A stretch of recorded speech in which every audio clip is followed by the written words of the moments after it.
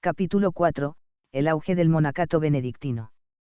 Los siglos XI y XII fueron una época de progresivo renacimiento espiritual en la Iglesia, con un notable enriquecimiento tanto de la doctrina como de la calidad de vida. Lideraron ese renacimiento sucesivas importantes reformas del monacato, casi todas ellas dentro de la gran familia benedictina. Es el caso de Cluny, primero, y el Cister después, sin olvidar la aportación de las llamadas órdenes monástico-eremíticas y de los canónigos regulares. San Bernardo de Claraval es la figura más destacada de este periodo, y uno de los más grandes nombres de toda la historia de la espiritualidad cristiana. 1. Cluny y su influjo. En plena decadencia del llamado siglo de hierro nació, con el monasterio de Cluny, el germen de la futura reforma eclesiástica, que culminará con el Papa San Gregorio VII. Cluny y todo el espíritu reformista de la época supusieron, en efecto, un importante renacimiento, no solo de la vida monástica, sino de toda la espiritualidad cristiana. El monasterio de Cluny no fue el único impulsor de esa renovación, pero sí el más significativo y decisivo. Cluny es un monasterio benedictino francés fundado por Guillermo, duque de Aquitania, el año 910, en pleno siglo de hierro. Desde el principio estuvo exento de toda jurisdicción civil y eclesiástica que no fuera la de la Santa Sede. Esto le dio una gran autonomía, ayudó a preservarlo de la corrupción común en la época y, más adelante, proporcionó al papado un brazo fiel y útil en la ansiada reforma. Pero estos hechos no explicarían por sí solos su decisivo influjo. A lo anterior se unió algo providencial, en más de 2 siglos hasta bien entrado el siglo XII, mientras en Roma, sin ir más lejos, se sucedían más de 50 papas, solo 9 abades gobernaron Cluny, y casi todos ellos son venerados como santos. Este hecho imprimió a la reforma cluniacense una gran estabilidad y continuidad en la línea de gobierno, junto a un elevado nivel espiritual, apostólico, de formación y de dirección de almas. Avanzado el siglo XI, eran ya unos 2000 los monasterios dependientes de la gran abadía francesa, directamente fundados por ella o asociados después de la correspondiente reforma. Muchos otros monasterios, aunque no vinculados jurídicamente con Cluny, recibieron también el influjo espiritual de esa reforma, lo que permite que, desde nuestro punto de vista, se les pueda considerar verdaderamente cluniacenses. Cuando empezaron a faltar las grandes figuras reformistas, se acentuaron algunos defectos latentes, pero se mantuvo el espíritu básico y el esquema organizativo, de tal forma que la orden benedictina como tal, a través de algunas reformas, divisiones y confederaciones, se puede considerar heredera no solo de San Benito, sino también del espíritu de Cluny. Por eso, los benedictinos pueden ser considerados con justicia la orden religiosa más antigua y una de las más beneméritas del occidente cristiano. Volviendo al siglo X, enumeremos los principales elementos nuevos, de régimen y espiritualidad, que Cluny aportó entonces a la vida benedictina. El criterio de exención fue el fundamento jurídico principal. Cluny y todos sus monasterios asociados estaban exentos de las autoridades locales, tanto eclesiásticas como civiles. El abad de Cluny tenía la máxima autoridad sobre todos los monjes y propiedades del monasterio y también de los monasterios federados, nombraba todos los abades, recibía la profesión de todos los monjes, etc. Al menos la mitad de los monjes eran ordenados sacerdotes, pasó a ser una orden más clerical, lo cual tuvo ventajas sensibles en el gobierno y formación de los monjes, y en la dedicación a tareas intelectuales. Se fomentó una cierta mitigación de la austeridad benedictina. Para comprenderlo hay que tener en cuenta la importante expansión hacia el norte de Europa, de clima mucho más riguroso, ropa de más abrigo al vestir y en la cama, comida más fuerte y uso del vino, etc.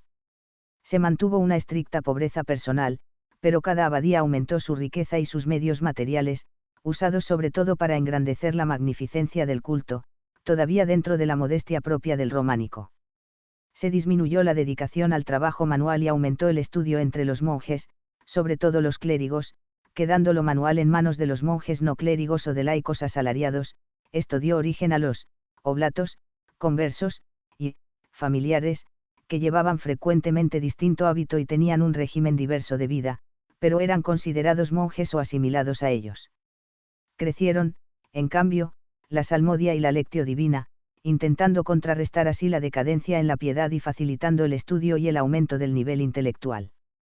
Con el tiempo esto tendió, en bastantes casos, a degenerar, debido a la falta de interioridad y al exceso de rutina, desequilibrando un tanto el famoso, ora et labora, de San Benito. Paralelamente, creció el esplendor y la riqueza del culto, incluyendo el canto. Junto a las grandes virtudes que refleja este comportamiento surgieron problemas a la hora de vivir la pobreza, lo que explica la reacción posterior, más austera, del Císter y otras órdenes. En la reflexión teológico-espiritual, por su parte, se aprecia una concepción más dinámica y escatológica de la salvación, considerada más desde el punto de vista universal que desde el personal, con un continuo apoyo en la historia sagrada, incluso para las ciencias profanas, que con frecuencia también cultivaban. Creció el uso de los autores clásicos, incluidos los filósofos, pero utilizados como una fuente más, no hay un uso de la filosofía como método o instrumento teológico especulativo, una excepción clara es San Anselmo, de ahí que se le considere el padre de la escolástica. Se mantuvo, e incluso se incrementó el uso de la exégesis alegórica y, dentro del continuo recurso a los padres, el influjo agustiniano y gregoriano. Los grandes abades de Cluny fueron, en gran parte, los responsables de este resurgimiento. Hombres de gran talla humana y sobrenatural, a los que el Papa en persona y numerosos prelados y príncipes se dirigieron como consultores y colaboradores en todo tipo de tareas, sin embargo, se preocuparon sobre todo de la organización, formación y nivel espiritual de sus monjes, cada vez más numerosos. El primer abad fue el beato Bernón, más 927, autor de las constituciones cluniacenses. Su sucesor, San Odón, más 942, completó la regulación canónica y espiritual del monasterio con las colaciones y el espíritu y costumbres cluniacenses. San Mayol, más 994, gobernó Cluny durante 46 años, que fueron los de la primera gran expansión, que colocó al monasterio, en el inicio del siglo XI, en perfectas condiciones para la reforma que empezaría pronto en toda la Iglesia. Viajó continuamente difundiendo la reforma monástica, apoyándose en su gran prestigio personal. San Odilon, más 1049, gobernó 55 años, consolidando la expansión y el influjo cluniacense, y favoreciendo el espíritu reformista que se empezaba a sentir por toda la Iglesia, y en Roma en particular. San Hugo, más 1109, fue el más prestigioso de esta excelsa serie de abades. Gobernó Cluny 60 años, y vivió en primera persona los años centrales de la Reforma Gregoriana y de la Guerra de las Investiduras, con intervenciones decisivas, mientras, gobernaba con sabiduría y santidad una orden ya numerosísima. Después de un inicio de decadencia, ya en el siglo XII, Pedro el Venerable, más 1157, el más intelectual de los abades cluniacenses, imprimió a la orden un nuevo impulso, aunque sin llegar a recuperar su anterior esplendor. Es el autor de los estatutos de la congregación cluniacense, con pequeñas modificaciones de la legislación anterior. Conservamos de él también cartas, sermones y el tratado Los Milagros, sobre el discernimiento de espíritus. Fue a la vez amigo y discrepante en algunos aspectos intelectuales de San Bernardo.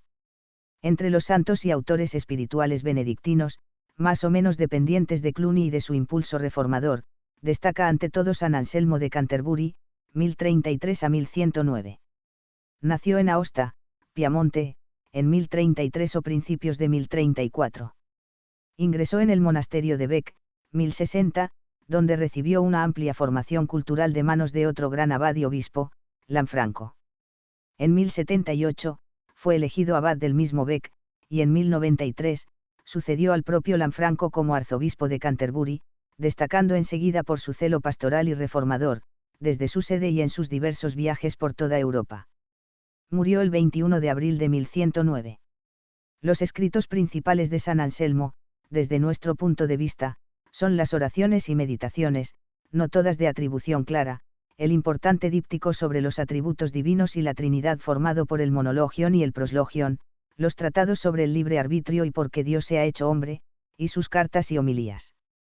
Su tendencia a la especulación le distingue claramente del conjunto de la espiritualidad benedictina, sin embargo, no pierde el tono afectivo típico de la época, ni deja de tener en cuenta la herencia de los padres y de la tradición monástica. De hecho, su importancia como autor espiritual, siendo grande, es mucho menor que como teólogo. En la práctica no es fácil distinguir en las obras de San Anselmo lo que es teología especulativa y lo que es mística, con frecuencia se le ha interpretado unilateralmente en una de esas direcciones, pero parece que hay que buscar, en el conjunto de su obra, un equilibrio entre lo racional y lo contemplativo, podemos decir que estamos ante una, teologia mentis et cordis, una unión de teología especulativa y afectiva. Para San Anselmo, la oración es sobre todo meditación, reflexión sobre Dios, su naturaleza, la Trinidad, y sobre la relación del hombre con él, meditación apoyada mucho más en la razón que la más típica lectio divina monástica, es decir, no tan saturada de literalidad y alegoría bíblica. San Anselmo distingue fe, experiencia y conocimiento, como tres pasos en el acceso del alma a Dios. El conocimiento es intuición contemplativa, pero sin excluir la especulación, aspecto en el que se separa del pensamiento de muchos otros autores, que suelen centrar más la contemplación en un conocimiento de amor, experimental, intuitivo, sin especulación. Los mismos rasgos se observan en su concepción de la purificación, la presenta, sobre todo, como fruto de la iluminación del alma, que proporciona la ciencia, es decir, es una purificación principalmente intelectual. La gracia divina ocupa el primer puesto en la iniciativa de la vida espiritual, la rectitud en el pensamiento y en la acción se reciben de Dios, de la verdad divina. Además, la espiritualidad de San Anselmo tiende a centrarse más en la divinidad de Jesucristo que en su humanidad. Es un santo muy mariano también. Finalmente, en las meditaciones y en las cartas nos muestra sus grandes dotes de maestro y de director espiritual, sobre todo de monjes.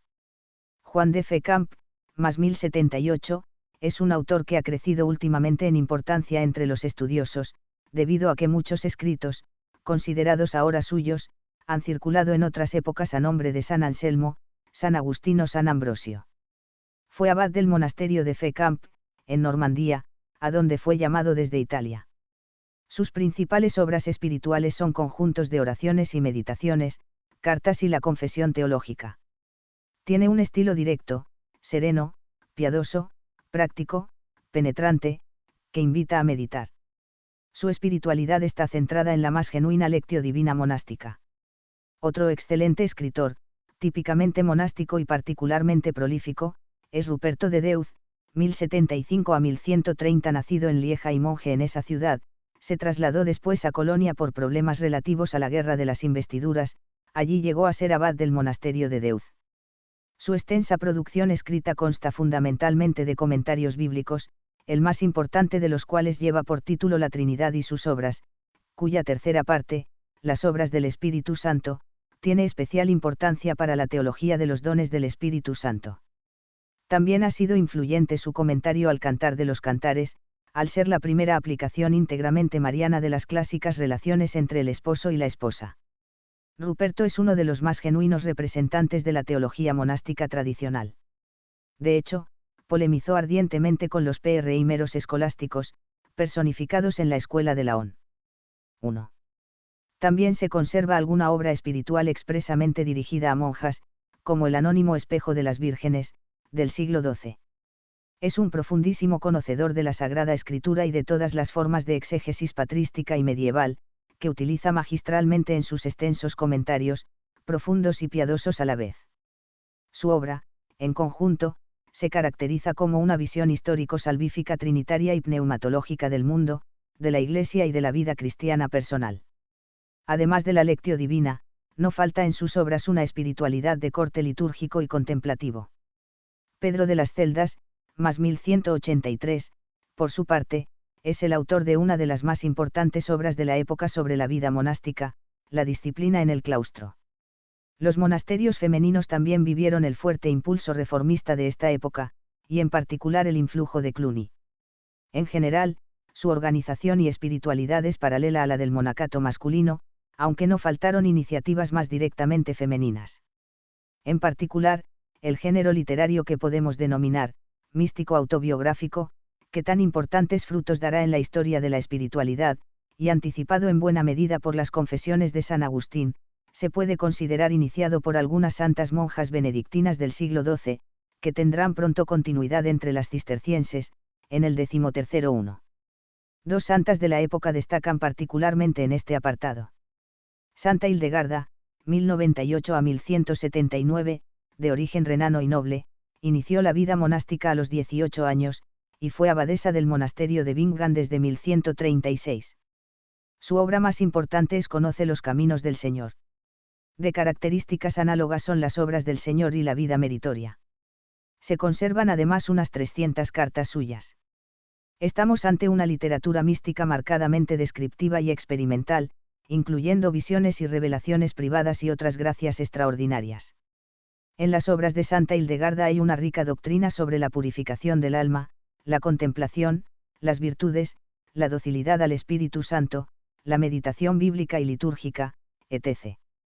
Recientemente ha crecido también mucho su interés como fuente de valiosos datos sociológicos, antropológicos e incluso científicos de la época. Santa Isabel de Chonau, 1129 a 1167, describe experiencias personales similares a las de Santa Hildegarda, con la que mantuvo correspondencia y amistad, aunque con mayor número de fenómenos de tipo estático. Ese es el contenido fundamental de sus libros, Caminos del Señor, Visiones y Resurrección de la Virgen María. En sus cartas, encontramos consejos espirituales para todo tipo de personas que se dirigían a ella. 2. Las órdenes monástico-eremíticas. A lo largo de toda la Alta Edad Media, la vida eremítica se había mantenido de forma espontánea y aislada, pero con mucha menos fuerza que en los inicios del monaquismo, y prácticamente eclipsada por el enorme auge de los monasterios. En el momento histórico que ahora nos ocupa, el ambiente reformista, que siempre supone una mirada hacia los orígenes, cuajó también en un resurgir del eremitismo, pero, sobre todo, se plasmó en una nueva forma de vida monástica que buscaba un mayor equilibrio entre lo eremítico y lo cenobítico, y con ello una mayor austeridad de vida y un mayor acento en la piedad personal, frente a los posibles excesos de una vida común poco equilibrada. Por caminos diferentes y a distancia de casi un siglo, dos grandes santos fundaron dos importantes familias monásticas de estas características, San Romualdo, los camaldulenses, San Bruno, los cartujos. San Romualdo, más 1027, pertenecía a la familia ducal de Rávena. Ingresó en el monasterio benedictino de San Apolinar de Clase, cuya relajación le llevó a retirarse como anacoreta. Al formarse a su alrededor un importante número de discípulos, fundó el monasterio de la Camaldula, en el año 1010, en los Apeninos, en forma de eremitorio. De ese primer centro surgió el nombre de la orden, como era habitual entre las fundaciones monásticas de la época, organizadas como agrupaciones de monasterios filiales de uno principal. En efecto, en el caso de la Camaldula, bajo su impulso surgieron otros eremitorios, aunque no tomaron una estructura definitiva y centralizada hasta años después de la muerte de San Romualdo, estando en manos de San Rodolfo, cuarto prior general, entre 1080 y 1085. San Romualdo partió, en su concepción, de la regla y la tradición benedictina, pero añadiendo rasgos eremitas con objeto de recuperar la primitiva austeridad, la vida silenciosa y penitente de los padres del desierto. El cenobio se transformó así, prácticamente, en una preparación a la vida solitaria. Surgieron, en particular, dentro del mismo monasterio, los reclusos, que transcurrían toda su vida en la celda, mientras los demás monjes tenían algunas actividades en común dentro de la general tendencia a la soledad. La mayor austeridad se notaba, además, en el silencio riguroso, las fuertes mortificaciones corporales y el hábito blanco, que suele ser señal, entre los monjes, de mayor rigor penitencial y mayor dedicación a la vida contemplativa. Siguieron siendo elementos esenciales de la espiritualidad monástica camaldulense la lectio divina, el oficio divino y el trabajo manual. Cada monje solía tener un pequeño jardín para cultivar, por ejemplo. Anticiparon también algunos rasgos del futuro Císter en su devoción a la humanidad del Señor, a la Virgen y a las reliquias. San Pedro Damián, 988 a 1072, fue el principal representante del espíritu camaldulense en esta época, y una de las almas de mayor celo reformista de todo el siglo XI. En 1044, fue nombrado superior del eremitorio camaldulense de Fonte Avellana. Posteriormente llegó a ser cardenal y brazo derecho de varios papas en la lucha contra los nicolaitas y simoníacos, y en el grave problema de las investiduras. Su actividad reformista se desarrolló, sobre todo, en el norte de Italia. Fue un hombre de proverbial austeridad y rigor ascético consigo mismo y con los demás. Entre sus tratados destacan, el abandono del mundo, la perfección de los monjes, la vida eremítica, sobre la paciencia, la dignidad del sacerdocio, etc. Además de por su austeridad, el espíritu camaldulense se refleja también, en la obra de San Pedro Damián, en sus rasgos afectivos, y en su piedad en torno a Jesús y a María. Por ejemplo, al proponer la imitación de la pasión del Señor incluye la devoción a las 5 llagas, que posteriormente alcanzaría notable popularidad. Es un reformador y un maestro espiritual preocupado tanto por la vida monástica como por la vida clerical y laical, para las que también escribió con energía y exigencia, aunque siempre en un tono genuinamente monástico. El fundador de la Cartuja, San Bruno, K10301101, nació en Colonia. Posteriormente se trasladó a Reims, donde se dedicó a la enseñanza, llegando a ser canciller. Era muy estimado en esa ciudad, hasta el punto de que quisieron nombrarlo obispo, pero él, desencantado del ambiente, y molesto con numerosos comportamientos corruptos, se retiró a un lugar solitario. Más tarde, en los montes del Delfinado, cerca de Grenoble, fundó la Gran Cartuja, 1084, ya con sus rasgos característicos. Llamado como consejero por el Papa Urbano II, pasó un tiempo en Roma, hasta que marchó a fundar otro monasterio similar a la Cartuja en Calabria, 1091, donde permaneció ya hasta su muerte, ocurrida el 6 de octubre de 1101. Se conservan varios escritos suyos, El abandono del mundo, comentario a los Salmos y a las epístolas de San Pablo. Él mismo no escribió ninguna regla para la Cartuja, cuyas constituciones definitivas elaboró más tarde Guigoy. A diferencia de los camaldulenses, la Cartuja no parte directamente de la tradición y la regla benedictina, aunque la tiene en cuenta, junto a otras tradiciones monásticas. Sin embargo, en el fondo, estamos ante la misma idea que la camaldula, una combinación de los dos tipos de vida monástica, eremítica y cenobítica. Los cartujos acentuaron todavía más el espíritu austero, en particular, buscaban vivir una mayor soledad y un silencio más estricto, como caminos principales para su encuentro contemplativo con Dios. La celda, en efecto, es el centro de la vida del cartujo. Para cada monje, consiste en una pequeña casa con oratorio, alcoba, taller, huerta y almacén. Los servicios comunes del monasterio son, en consecuencia, mucho menores. Se reúnen tan solo 2 veces al día y una por la noche, para algunas horas del oficio, maitines, laudes y vísperas. Al principio, solo existía un rato de recreo, el domingo después de la comida, después se introdujo una segunda ocasión de recreo y conversación. En la misma línea de austeridad, realizan una única comida al día, muy simple. En general, gozan de gran libertad en la piedad personal, la penitencia, el trabajo, etc., como consecuencia de su tendencia a la soledad. Otra peculiaridad de la Cartuja es el rezo diario y privado del oficio de difuntos y del de la Virgen.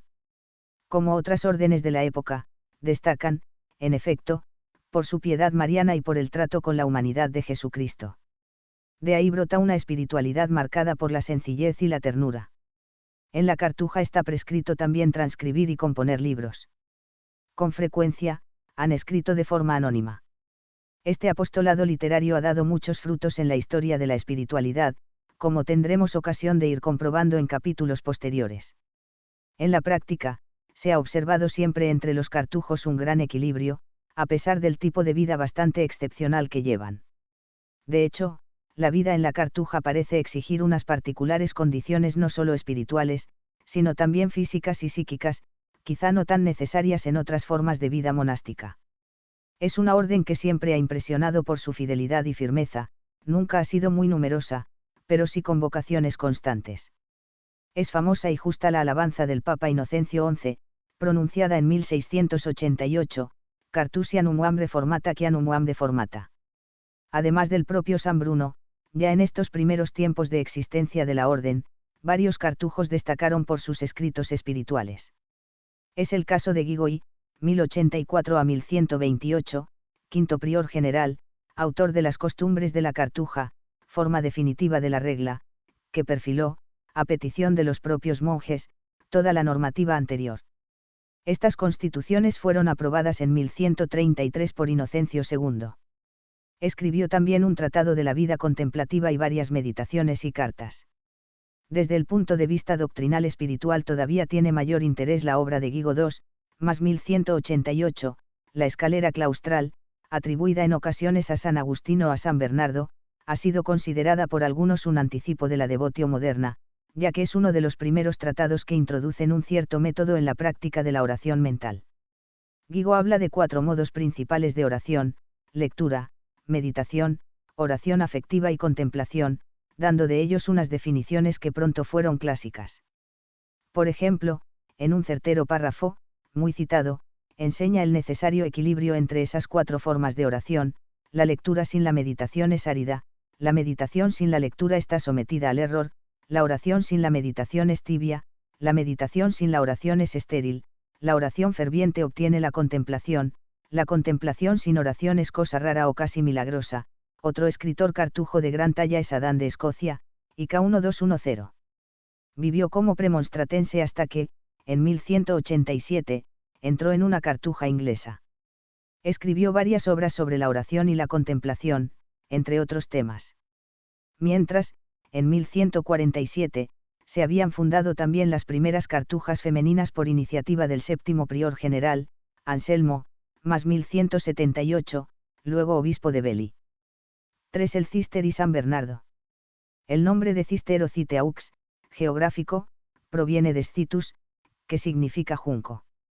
Una vez más el monasterio original dio nombre a toda una orden monástica. San Roberto de Molesmes, K10281111, fue el fundador del monasterio del Cister en el año 1098. Tomó esa iniciativa ante el relajamiento de su propio monasterio de Molesmes, que no lograba atajar, pero poco después el Papa le mandó volver a su antiguo puesto. Le sustituyó al frente del Cister, aunque por poco tiempo, San Alberico, más 1109. Pero fue San Esteban Jardín, más 1134, el que dio forma y espíritu al nuevo monasterio, con la Carta de la Caridad, 1118, y el gran San Bernardo de Claraval el verdadero impulsor y padre espiritual de la orden, como veremos enseguida. El espíritu cisterciense supuso una vuelta más estricta a la regla de San Benito, recuperando su austeridad y simplicidad, que ellos consideraban excesivamente relajada en la mayoría de los monasterios benedictinos de la época. De acuerdo con esa intención reformista de fondo, se buscaba evitar la dispersión y la singularización de los monasterios y, a la vez, un exceso de concentración. Para ello, se establecieron abadías, madres, como Claraval, dependientes de la central, pero con otros monasterios afiliados a ellas, de forma que no todo dependía directamente del mismo monasterio de Citeaux, como ocurría en Cluny. El poder del abad principal tampoco era absoluto, era el capítulo de todos los abades el que decidía sobre las leyes generales de la orden. Propugnaban la vuelta al trabajo manual, reduciendo el tiempo dedicado a la lectio divina y al estudio. Sin embargo, no descendió por ello, en general, el nivel teológico y espiritual.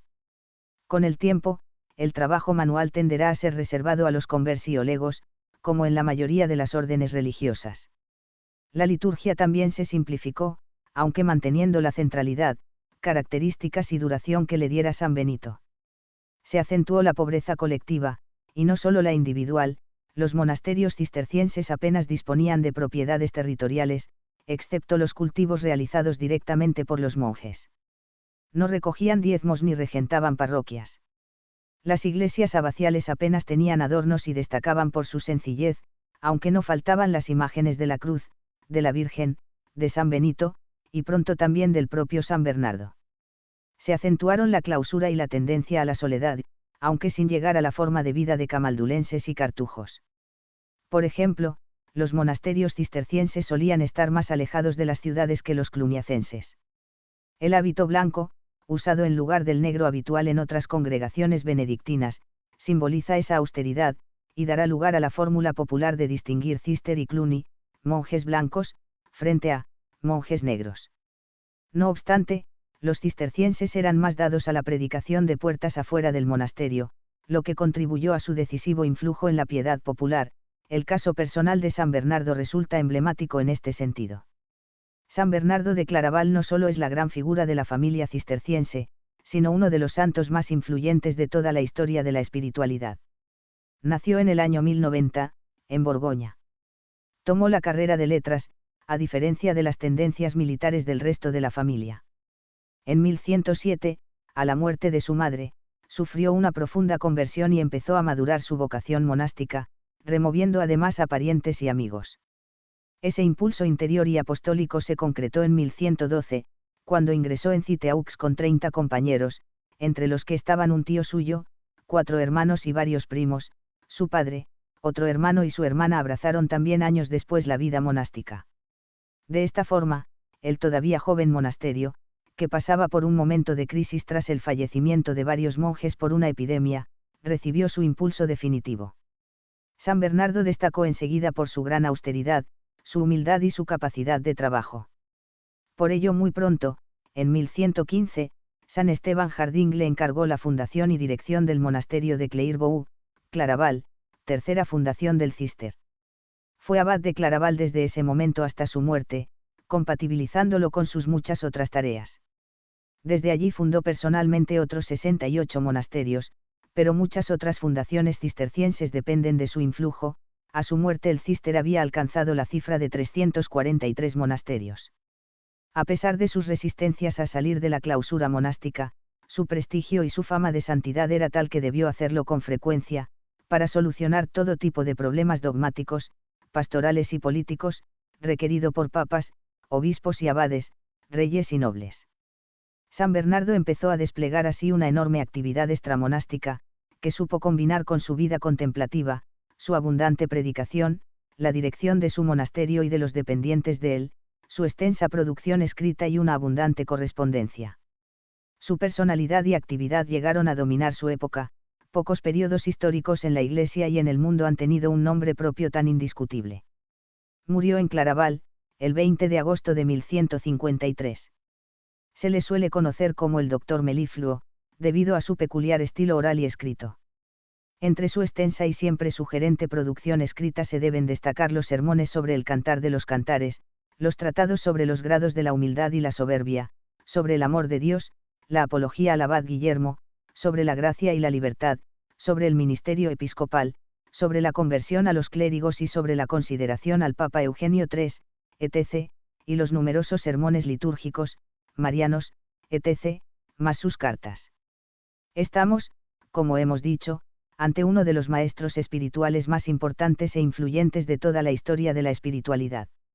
San Bernardo no es un escritor metódico, fácilmente se deja llevar por cualquier idea que se le atraviesa en el transcurso de su disertación, pero, dentro de ello, es claro y ordenado. Además de la Sagrada Escritura y la liturgia, se nota en su obra el influjo de San Agustín y San Gregorio Magno, pero, sobre todo, es un autor muy personal. Tiene un estilo típico de buen orador, directo, encendido, vehemente, buscando siempre remover y encender a su interlocutor. Llegó así, con facilidad, a la gente de su época, y ha seguido entusiasmando a sus lectores de todos los tiempos. Sus obras gozan también de gran unción y piedad, utiliza expresiones tiernas y fuertes a la vez, que permiten a sus enseñanzas penetrar hasta lo más profundo del alma. Su gran influencia se explica además por la variedad de temas que aborda y por la piedad, acierto y elocuencia con que los trata. En sus libros queda bien reflejada su profunda vida interior y su incansable actividad externa. La orden cisterciense tomó como propia toda la doctrina bernardiana, pero desde el principio poseía carácter universal. En conjunto, San Bernardo presenta un cuadro muy completo de la vida espiritual, desde el pecado hasta la gloria, pasando por el conocimiento de sí mismo apoyado en la humildad, la contemplación y el amor esponsal con Dios. La vida espiritual viene a ser un encuentro de la miseria del hombre y de la misericordia divina, personificados en el Verbo encarnado. Destaquemos, de ese amplio panorama general, algunos de los temas más característicos de la espiritualidad bernardiana. El hombre, imagen de Dios, ha caído en el pecado, que deforma el alma y supone un repliegue hacia la vanidad de la tierra. Para mostrarlo, San Bernardo habla de los 12 grados de soberbia, que se oponen a los 12 grados de humildad enseñados por San Benito. En su análisis de la soberbia y de la humildad se aprecia especialmente su gran experiencia de la psicología humana. Enumero esos 12 grados de soberbia, desde el más superficial al más grave: curiosidad, ligereza, alegría tonta, jactancia, singularizarse, arrogancia, presunción, defensa de los propios pecados, confesión simulada u ostentosa de los pecados, rebelión, libertad de pecar, costumbre de pecar. Por ese camino, el hombre pierde la imagen de su Creador y la especial semejanza que recibió por la gracia, mantiene su libre albedrío, pero sin la verdadera libertad que da la gracia. Para recuperar su condición, el hombre necesita una profunda conversión, mediante la humildad, no podría mantenerse nuestro edificio espiritual, si no es sobre el cimiento sólido de la humildad. Jesucristo, en cuanto Él mismo es la verdad y la humildad, toma posesión de nosotros y nos va liberando, despegando de la tierra, por su amor, hasta alcanzar la contemplación. De esta forma intervienen en la vida espiritual el libre albedrío y la libertad de la gracia. El Espíritu Santo añade también al espíritu de contrición la compasión por las miserias del prójimo, de ahí brotan las obras de misericordia, el apostolado, etc. El mismo proceso espiritual descrito tomando como referencia la humildad, se puede explicar también mediante los clásicos 4 grados o clases de amor de que habla San Bernardo IV. El más bajo es el amor carnal o amor a sí mismo por sí mismo. Puede conducir al pecado, pero puede ser también un inicio del camino hacia el bien, sobre todo cuando no se ama solo la propia carne sino también al prójimo, lo que no se puede hacer sin un cierto amor a Dios, aunque sea todavía muy imperfecto. En segundo lugar aparece el amor servil o mercenario, que se dirige a Dios por uno mismo, interesadamente, se ama a Dios porque solo Él puede colmar nuestras aspiraciones. El alma ha descubierto que no se basta a sí misma, es ya un amor bien orientado, pero dominado por el temor y que busca sobre todo evitar el pecado. El tercer grado, el amor filial, en cambio, es amor a Dios por Dios mismo, desinteresado, brota naturalmente, como fruto de la consideración de la bondad divina, sin temores, con facilidad, alegría y eficacia. Finalmente, en el amor perfecto, puro, esponsal o místico, el alma llega a amarse a sí misma solo por Dios, hace de los dos una sola cosa, el alma está deificada, y por eso solo ama por Dios y en Dios, y lleva a un intenso servicio a los demás. Sin embargo, aquí en la tierra, es todavía un amor débil, quebradizo, y con frecuencia pasajero. En toda esta doctrina encaja una famosa sentencia bernardiana, muy repetida, y que ha sido también atribuida a San Agustín, entre otros: la razón del amor a Dios es Dios mismo. La medida del amor a Dios es amarle sin medida. Recogiendo la doctrina patrística, San Bernardo es muy claro a la hora de presentar la naturaleza de la perfección cristiana. Varios conocidos aforismos suyos han quedado como certera síntesis de la enseñanza clásica sobre el tema: nadie es perfecto si no desea ser más perfecto, y uno prueba que es más perfecto cuando aspira a una perfección mayor. 5. No merece el nombre de bueno quien no aspira a ser mejor, y cuando empiezas a no querer ser mejor, entonces dejas de ser bueno. 6. Si tender a la perfección es ser perfecto, no querer adelantar es ciertamente retroceder. 7. La perfección consiste, pues, en llegar al mayor grado posible de amor, y el amor, al mismo tiempo, es el camino hacia esa meta. El amor conduce al amor. El amor perfecto corresponde a la unión mística. San Bernardo es un autor místico en el sentido más habitual del término. Su decisiva aportación al clásico simbolismo esponsal del Cantar de los Cantares, y su doctrina sobre el amor a Dios y la contemplación son buenas pruebas de ello. Dos elementos principales, en efecto, se dan en esa situación del alma: una especial experiencia de Dios y una peculiar moción del Espíritu Santo. La unión mística es, para San Bernardo, en su parte humana, un acto de la voluntad, amor, pero incluye un elemento cognoscitivo, la contemplación propiamente dicha, un conocimiento angélico. Para expresarlo utiliza la frase de San Gregorio: amor ipse notitia est. Como fruto del amor mutuo y de la contemplación, se da una mutua confianza, una conformidad de voluntades entre el alma y Dios. Al igual que con el amor, San Bernardo distingue claramente la contemplación en la tierra y la visión en el cielo, aunque afirma que aquella equivale a pregustar ya algo de esta. También deja claro que, en esas íntimas relaciones, la sustancia del alma permanece infinitamente distinta de la misma esencia divina, es una unión que se realiza por el consentimiento de la voluntad, no por confusión de naturalezas. Como muestra su propia experiencia personal, para el abad de Claraval la pluralidad de actividades no tiene por qué perjudicar esta unión entre el alma y Dios. El alma desposada con Cristo puede, además, experimentar a intervalos, como de paso, las propias miserias, es decir, no hay una confirmación en gracia. La contemplación es como una vida intermedia entre viadores y comprehensores, pero propia de viadores. Es una deificación, una semejanza con el Verbo de Dios, pero todavía incompleta. El santo abad de Claraval siente la urgencia apostólica de comunicar todo esto, pero encuentra como casi todos los grandes místicos el problema de la inefabilidad. Esto le lleva a una notable utilización de simbolismos y alegorías.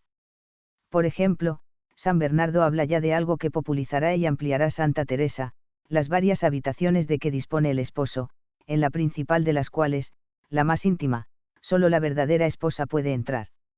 Respecto a estas cuestiones, se aprecia, en las obras de San Bernardo, una cierta evolución, desde una consideración de la unión esponsal como algo más bien extraordinario en la tierra, hasta el convencimiento de que es un ideal al que podemos aspirar todos, con un deseo apasionado y exigente, y con la firme convicción de que algún día se colmarán nuestras aspiraciones. Por lo demás, esta unión no es fruto de nuestro esfuerzo, sino de la donación divina, y en la tierra no llega todavía el momento de la unión definitiva y eterna entre los esposos. En el camino hacia esta íntima relación humano-divina, el hombre se puede disponer a ella, siempre con la ayuda de la gracia, a través de la oración. La oración nos obtiene todo lo que nos falta para ese encuentro con Dios, jamás resulta infructuosa, si es perseverante y humilde. En particular, la oración conduce a la unión con Dios, meditando en la humanidad de Jesús y en su vida terrena, en su infancia y su pasión, sobre todo. Para San Bernardo, no se puede separar la contemplación de Cristo hombre de la de Cristo Dios, solo así se alcanza la unión con el Verbo y, por él, con el Padre y el Espíritu Santo, pues el objeto propio, meta y principio de la contemplación es la Trinidad, y no hay otro camino hacia ella que Jesucristo. En ese contexto cristológico aparece, en la enseñanza bernardiana, la mediación mariana. La Santísima Virgen está, en efecto, estrechamente vinculada a los misterios de Jesús, de tal forma que no se puede prescindir de ella en la subida amorosa hasta Dios. Se puede justamente considerar a San Bernardo uno de los mayores doctores de María de la historia. Ese rasgo quedó bien reflejado en la orden cisterciense, además de influir considerablemente en la piedad popular. La oración memorare que, si no es directamente suya, si está compuesta con expresiones suyas, es un buen ejemplo. Entre muchos otros valiosos y famosos pasajes marianos, destacan los comentarios de San Bernardo a la Anunciación, la forma en que glosa el dulce nombre de María, su presentación de la Virgen como modelo de humildad, su principal virtud, y toda su doctrina sobre la mediación y corredención marianas. Nada ha querido Dios que tengamos que no pase por las manos de María. San Bernardo insiste también en la ayuda que presta en ese camino hacia Dios la protección de los ángeles, el ejemplo e intercesión de los santos. Es uno de los primeros en destacar el papel particular de San José, y el contacto con los demás hombres y sus respectivas luchas. Como medios ascéticos, habla también del examen de conciencia, de la guarda de pensamientos y afectos, del papel del director espiritual. Él mismo fue un gran director de almas, etc. Además de toda esta rica enseñanza general sobre la vida cristiana, San Bernardo es, sin duda, uno de los más grandes maestros de la vida monástica, y tiene obras espirituales expresamente dirigidas a los sacerdotes, a los obispos y al mismo romano pontífice. A los pastores de la Iglesia les insiste, sobre todo, en la ejemplaridad y la piedad, buscando contrarrestar algunas corrupciones todavía frecuentes en la época, herederas de la crisis anterior. Entre los primeros discípulos del doctor Melifluo destaca Guillermo de Saint-Thierry, 1085 a 1148. Es un autor que está despertando recientemente mayor interés entre los estudiosos, en parte porque durante bastante tiempo muchas de sus obras fueron erróneamente atribuidas al propio San Bernardo. Fue abad benedictino cerca de Reims, hasta que, en 1135 se hizo cisterciense en la abadía de Signy. Ya antes era muy amigo de San Bernardo, quien escribió algunos de sus tratados a petición suya. Sus escritos principales son, Carta a los hermanos de Montedey, llamada, Epístola de Oro, dirigida a un monasterio de cartujos que visitó, sobre la contemplación de Dios, un nuevo comentario al Cantar, sobre la naturaleza y dignidad del amor divino, etc. Amigo y discípulo fiel de San Bernardo, no carece sin embargo de originalidad y personalidad. Por ejemplo, tiene más en cuenta a los padres y autores orientales que su maestro, de ahí quizás el acento que pone en el aspecto teorético de la contemplación, aunque siga siendo un autor preferentemente práctico, y el tratamiento que hace de los tres periodos o vías de la vida espiritual. Es especialmente bernardiano en su doctrina sobre la caridad, aunque añade consideraciones sugerentes sobre el papel que desempeña el Espíritu Santo. Otro importante escritor cisterciense de esta primera época es Ana Elredo de Riebauls, 1109 a 1167, nacido en Hexham, norte de Inglaterra, vivió en la corte del rey David de Escocia, y luego se hizo monje en Riebauls, llegando a ser abad de ese monasterio durante 20 años y realizando un importante apostolado entre los escoceses. Obras suyas son una colección de sermones, y los tratados Espejo de Caridad, La Amistad Espiritual, etc. También es un buen discípulo de San Bernardo, a quien se atribuyeron una vez más algunas de sus obras. Insiste sobre todo en la verdadera amistad que debe unir al hombre y Dios, y que constituye la verdadera perfección cristiana, doctrina que aplica, sobre todo, a la vida monástica. Mencionemos finalmente, de esta primera época cisterciense, a Isaac de Estella, más 1169, que escribió un nuevo comentario al Cantar de los Cantares, además del tratado sobre el alma y diversos sermones. Es un autor más especulativo y filosófico, que utiliza bastante al pseudo Dionisio y sus discípulos, aunque siempre con el clásico tono afectivo bernardiano. Sus obras contienen, por ejemplo, una peculiar antropología. Es uno de los mejores expositores de la doctrina benedictina sobre el trabajo. 4. Los canónigos regulares y la escuela de San Víctor. El espíritu de reforma de estos siglos afectó también eficazmente a la vida y expansión de los canónigos regulares. Los siglos XI y XII supusieron, en efecto, un notable florecimiento de esta forma de vida religiosa, casi paralelo al de la vida monástica propiamente dicha, florecimiento que repercutió, en particular, en la teología, de tendencias más especulativas que la monástica, y dentro de ella, en la teología espiritual. La primera intervención destacable, desde la jerarquía, en la organización de los canónigos regulares, fue obra de Nicolás II y del Sínodo de Letrán. 1059 consistió en una reforma de la regla carolingia de Aquisgrán, con supresión de la propiedad privada, mayor exigencia penitencial, insistencia en el celibato y en la vida en común, procurada también para otros clérigos que no fueran propiamente canónigos regulares, etc. En la misma línea se orientó otro sínodo romano, bajo Alejandro II, en 1063. Pero el impulso práctico principal vino, sobre todo, del propio San Gregorio VII, antes ya de ser papa, junto con San Pedro Damián y Geró de Reichsberg. Se tomó el modelo de las reformas monásticas de la época y su inclinación a la austeridad, pero manteniendo las diferencias con los monjes, fundamentalmente, la dedicación de los canónigos a las tareas pastorales propias del ministerio sacerdotal, es decir, una combinación de vida activa, en el sentido agustiniano de apostolado o labor pastoral, y vida contemplativa. No faltaron, sin embargo, fundaciones canaánicas de tendencias más eremíticas, así como otras con funciones de tipo hospitalario y asistencial. Poco a poco cobró fuerza en la vida canonical regular la llamada Regula Canonica Sancti Augustini. Se empezó a hablar oficialmente de ella, en estos términos, en Reims, en 1067, hasta generalizarse en el siglo XIII, después del impulso decisivo dado por Ivo de Chartres, 1040 a 1115, y del Concilio II de Letrán, 1139.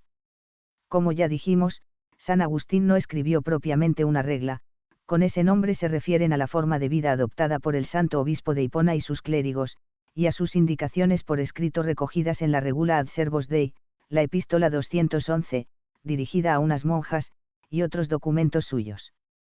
Otro gran impulso de la vida canonical en este periodo, aunque con rasgos propios, fue debido a San Norberto Genep, K1080-1134, que fundó los premonstratenses, en 1125, el nombre procede una vez más de la abadía principal, Premontre. En realidad, San Norberto ubicó su fundación a medio camino entre monjes y canónigos, siguió la regla de San Agustín, para proporcionar más margen apostólico, pero mantuvo muchas semejanzas con el cister, hábito blanco, austeridad, etc., y sus miembros tenderán, con frecuencia, a la vida retirada más que a la predicación. Como los cistercienses y los cartujos, los premonstratenses han sido grandes difusores de la piedad mariana. En 1126 San Norberto fue elegido obispo de Magdeburgo, desde esa sede, y con la ayuda de su orden, colaboró eficazmente en la reforma eclesiástica de aquellos años.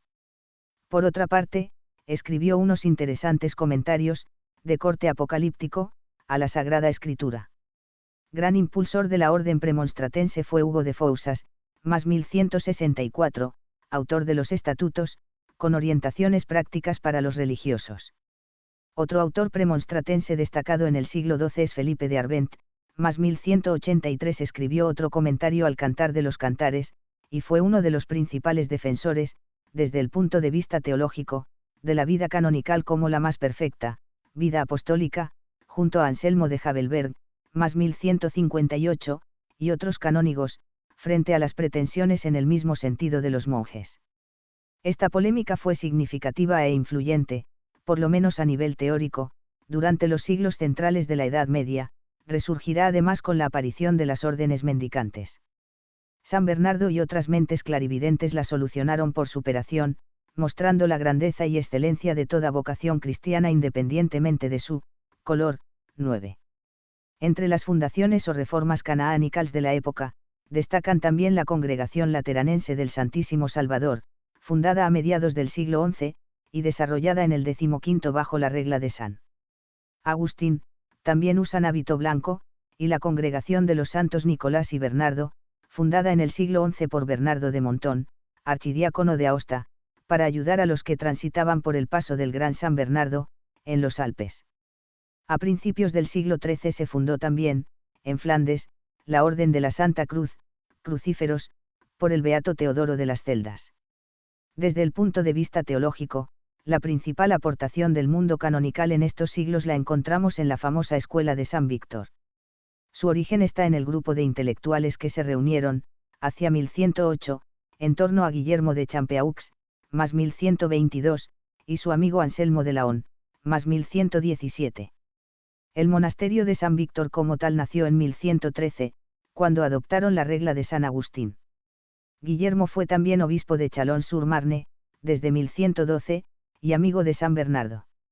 Esta escuela teológica fue heredera del espíritu y la doctrina de San Agustín, con claras tendencias neoplatónicas, y un marcado simbolismo a partir de la naturaleza misma. Desde el punto de vista teológico-espiritual, se puede situar a caballo entre la espiritualidad monástica, más afectiva, bíblica y litúrgica, y la futura escuela dominicana, de corte más intelectualista. Su influjo se hará sentir sobre todo en los franciscanos, aunque Santo Tomás, sin ir más lejos, conoce y utiliza abundantemente a Ricardo de San Víctor. Hugo de San Víctor es el primer gran representante de la escuela. Sabemos muy poco de su vida, era de origen sajón, nacido en el 1097, en 1115 ingresó en la abadía de San Víctor, de la que fue abad hasta su muerte en el 1141, y de cuya escuela teológica fue el verdadero padre y maestro. Fue llamado el segundo Agustín, por sus alumnos. San Buenaventura lo consideraba una síntesis perfecta de San Agustín, San Gregorio y San Bernardo. Se trata, en efecto, de un hombre de gran erudición, que combina el talante especulativo de la naciente escolástica con un profundo sentido espiritual y místico. Es un autor clave en la línea de pensamiento que, partiendo de San Agustín, llega a la mística renana y flamenca del siglo XIV. Dejando aparte sus importantes obras teológicas generales, entre las de contenido espiritual destacan, sobre el alma, alabanza de la caridad, modo de rezar, sobre la meditación, el amor del esposo a la esposa, la contemplación y sus formas, etc. Para Hugo, siguiendo la doctrina clásica, el camino hacia Dios pasa por 4 estados o prácticas principales: lectura, meditación, oración afectiva y contemplación. Pero lo más original suyo y de la escuela es su explicación sobre las fuentes de esa meditación y contemplación, no solo la Biblia, que ocupa, desde luego, un lugar central, sino también la naturaleza, las criaturas y el hombre mismo, que conducen al Creador, con una mención especial a la consideración de las propias miserias y de la misericordia divina. Distingue 3 especies de oración: la súplica, que es un ruego movido por la humildad y la devoción, sin contenido determinado, la petición propiamente dicha, y la insinuación, que manifiesta los deseos del alma, contándoselos a Dios, pero sin pedir explícitamente. La súplica se divide a su vez en 3 especies: captatio, exactio et pura oratio. La primera es la más imperfecta, porque nace del temor; la segunda es hija de la confianza; la tercera es la más excelente, porque es fruto del amor perfecto, existe cuando el alma, puesta toda en la voluntad de Dios, llega a olvidarse aún de aquello mismo que le interesa. Hugo se esfuerza también por profundizar en la naturaleza teológica de la contemplación, a la que deben encaminarse la oración y la meditación. Distingue una contemplación imperfecta, de tipo especulativo, que busca utilizar un lenguaje preciso, y otra perfecta, a la que dispone la anterior, y que tiene un carácter fundamentalmente amoroso, esponsal, pasivo e infuso. En el camino hacia la contemplación juegan también un papel importante la propia abnegación y la práctica de las virtudes, siempre dirigidas por la caridad. Ricardo de San Víctor, por su parte, es el más importante de los teólogos de esta escuela. Tampoco tenemos muchos datos de su vida. Era escocés, y fue discípulo directo de Hugo en el monasterio de San Víctor, donde pasó la mayor parte de su vida, y de donde fue prior desde 1162 hasta su muerte, en 1173. Su teología y su doctrina espiritual se mantienen en la línea marcada por su maestro, al que es inferior en algunos aspectos, pero superándole claramente en otros. En conjunto, es más teórico y especulativo que Hugo, por lo que se le suele considerar el primer teólogo escolástico místico, aunque el mismo título se podría dar en justicia al propio Hugo. Ricardo mantiene también las tendencias simbólicas de la escuela. Como autor espiritual, destacan sus dos obras sobre la contemplación, La preparación del alma para la contemplación, conocida también como Benjamin Maynard, y La gracia de la contemplación, Benjamin Mayor. Otras obras importantes son, sobre la exterminación del mal y la promoción del bien, Los 4 grados de la caridad ardiente, Comentario al Cantar, etc. Para Ricardo, el camino espiritual hacia Dios pasa, primero, por una reflexión sobre el hombre mismo, sobre su situación y su destino, la imagen de Dios, el pecado, etc. Al margen de la cogitatio o raciocinio, que no pertenece propiamente al camino espiritual, en este se dan sucesivamente 3 formas de conocimiento y de contacto con lo divino: cognitio, que viene a ser la conciencia de la presencia de Dios; meditación, con la que se busca penetrar todo lo posible en los misterios divinos; y contemplación, de la que da una definición que se hará clásica: libera mentis perspicacia insapientiae spectacula cum admiratione suspensa, 10. Observamos, en esta definición y en las explicaciones de Ricardo, la presencia de aspectos intelectuales y volitivos en la contemplación, bien armonizados, evitando tanto el intelectualismo como un exceso de afectividad. En su estudio de la contemplación, Ricardo analiza con detalle diversos objetos, grados y modos, relacionándolos también con los grados de la caridad. La preparación a la contemplación se realiza mediante el control de las pasiones y la adquisición de las virtudes. Para desarrollar esta doctrina, utiliza una rica simbología a través de personajes o relatos bíblicos. Insiste en la importancia de la rectitud de intención, del conocimiento propio y del amor. Finalmente, también merecen ser citados, en la misma escuela, Adán de San Víctor, más 1192, que escribió sobre todo en verso, y del que destacan sus secuencias, y Tomás Gallo, más 1246, autor de los 7 grados de la contemplación, los espectáculos de la contemplación, y 3 comentarios al Cantar, representa el paso de los Victorinus al siglo XIII, y es uno de los comentadores más fieles del pseudo Dionisio. 5. Las órdenes militares. Ya hemos recordado la importancia que tuvo el espíritu caballeresco, no solo en la sociedad medieval, sino también en su ideal de santidad. En particular, muchos caballeros cristianos de la época estimaban que nada une tanto a Dios como el defender la fe con la espada y morir luchando por Cristo. La enseñanza de la jerarquía y de los monjes no dejó de apoyar con frecuencia esta concepción. En ese contexto debe entenderse el nacimiento y proliferación de las llamadas órdenes militares, uno de los fenómenos más característicos de esta época y prácticamente solo de ella, a diferencia de la mayoría de las iniciativas que hemos estudiado, que han continuado con vigor a lo largo de los siglos. Habitualmente se habla de sus miembros como, mitad monjes y mitad caballeros. En efecto, las órdenes militares participaron esencialmente de la vida y de la espiritualidad monástica, pero contribuyeron también a dar un mayor valor espiritual a una profesión civil, la caballería, considerada la más noble y de más prestigio en el mundo secular de la época, y todo un símbolo de ese mundo. La unión de lo monástico y lo caballeresco, por tanto, es fiel reflejo del fuerte sentido cristiano que impregnaba toda la vida medieval, de la práctica imposibilidad de trazar fronteras entre lo profano y lo religioso, y de los deseos de perfección cristiana de muchos cristianos que, por aquel entonces, solo podían ser satisfechos con el mayor acercamiento posible a la vida monástica.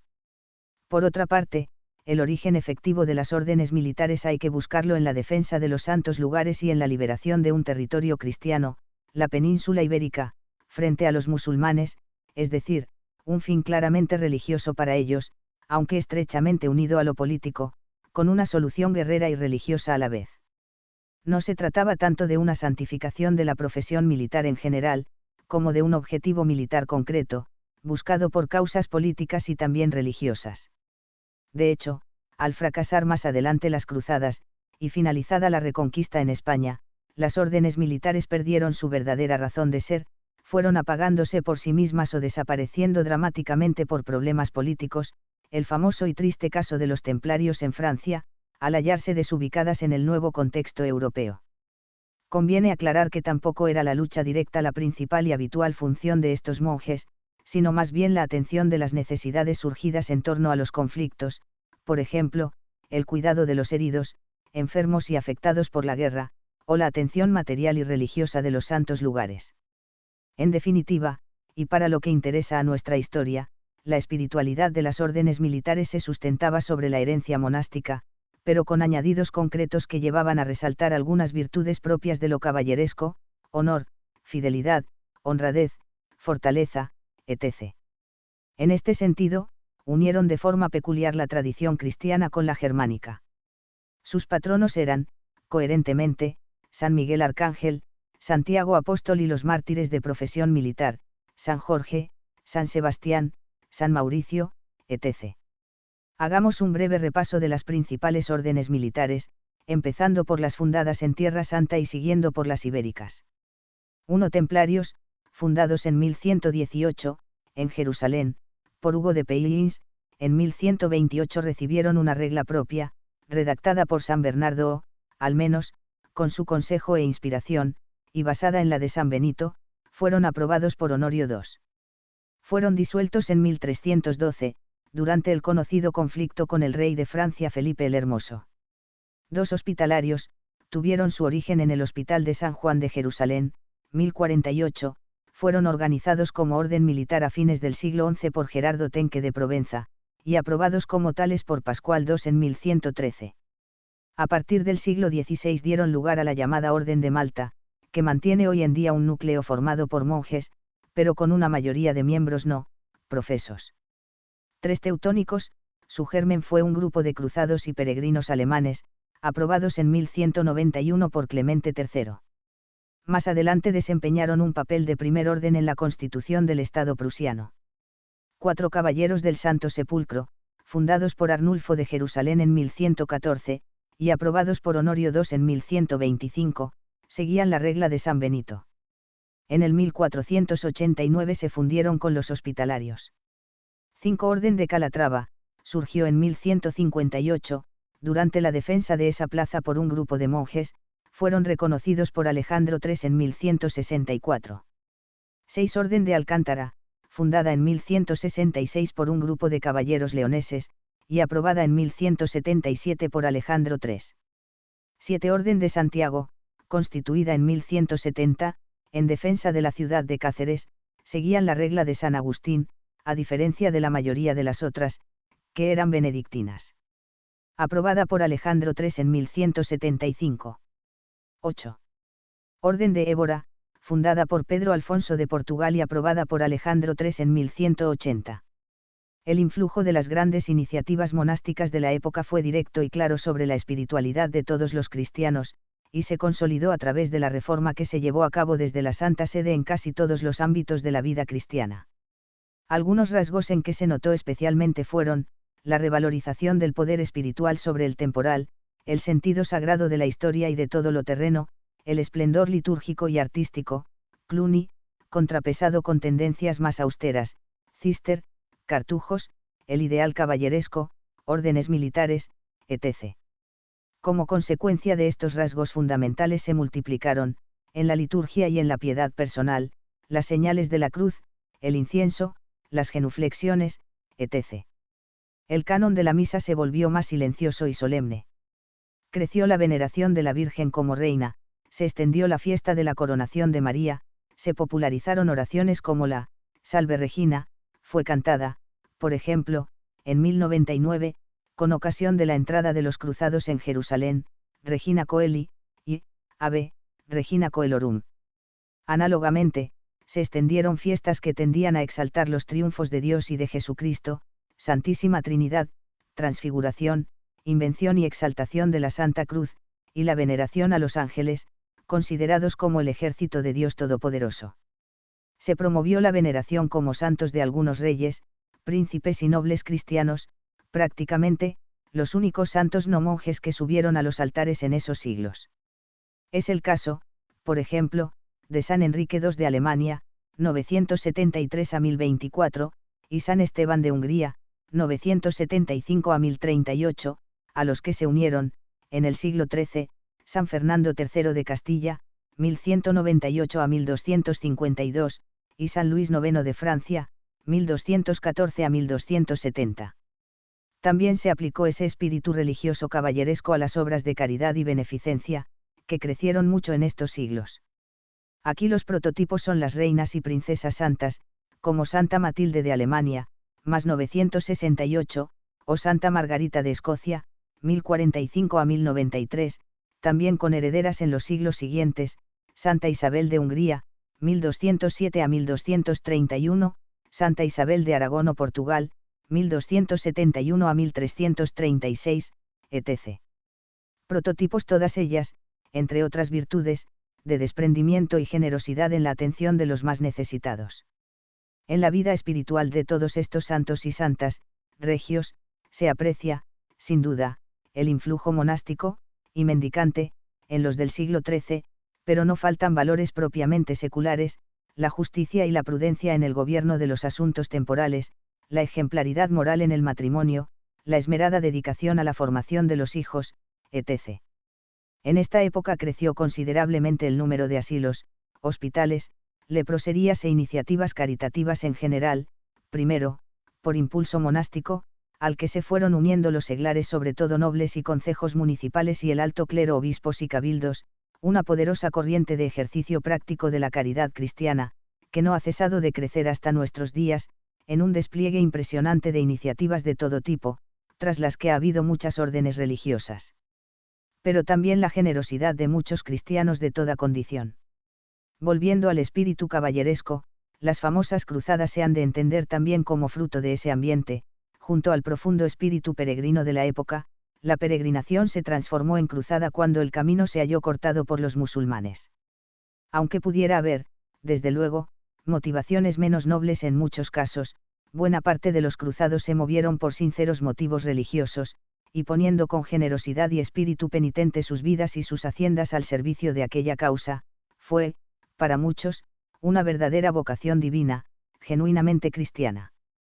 Por lo demás, la Iglesia se preocupó siempre de frenar los excesos del espíritu guerrero de muchos nobles y aventureros, prueba de lo cual fueron, por ejemplo, las llamadas treguas de Dios, que no dejaron de suponer un hondo beneficio tanto espiritual como social en momentos de mayor convulsión política y militar. En los rasgos más profundos y duraderos de la vida espiritual de los cristianos corrientes influyeron, sobre todo, San Bernardo y los cistercienses. En efecto, su religiosidad más intimista y su piedad más afectiva y tierna llegaron con facilidad a la gente sencilla y calaron en sus vidas. Los escritos de San Bernardo se difundieron ampliamente, debido a su atractivo y a su fácil lectura y asimilación.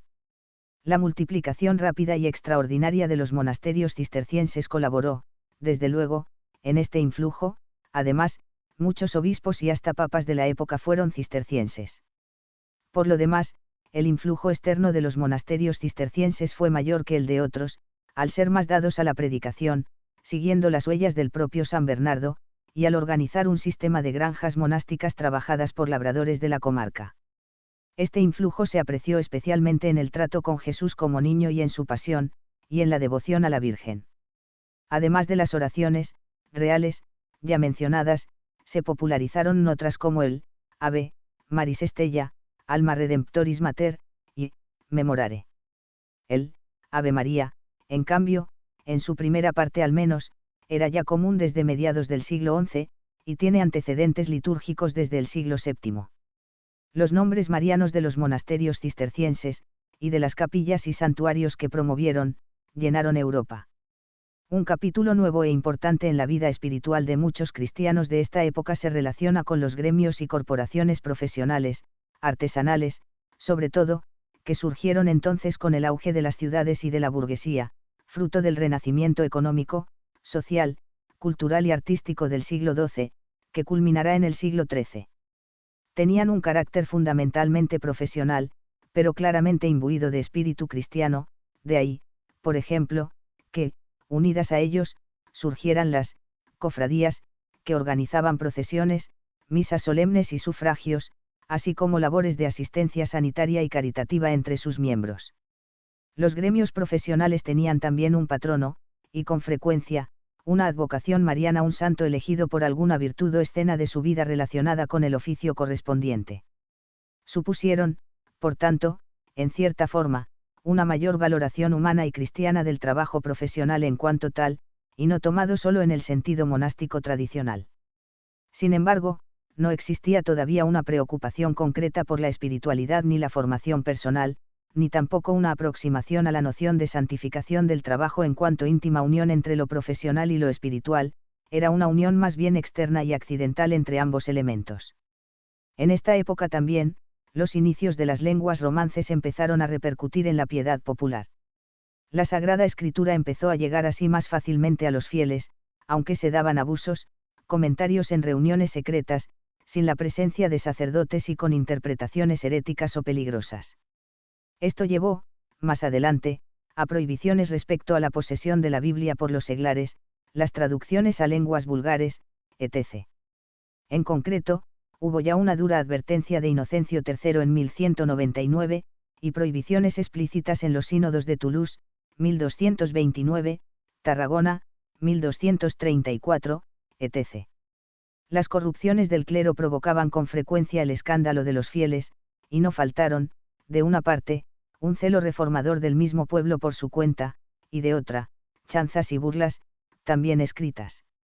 Muestra extrema de ello fueron algunos grupos heréticos y sectarios, valdenses, cátaros, albigenses, joaquinitas, que se solían caracterizar por su beligerancia antijerárquica e incluso antimonástica, por tendencias pauperísticas y penitenciales exageradas, rasgos apocalípticos e iluministas, serios problemas en la doctrina y práctica de los sacramentos, etc.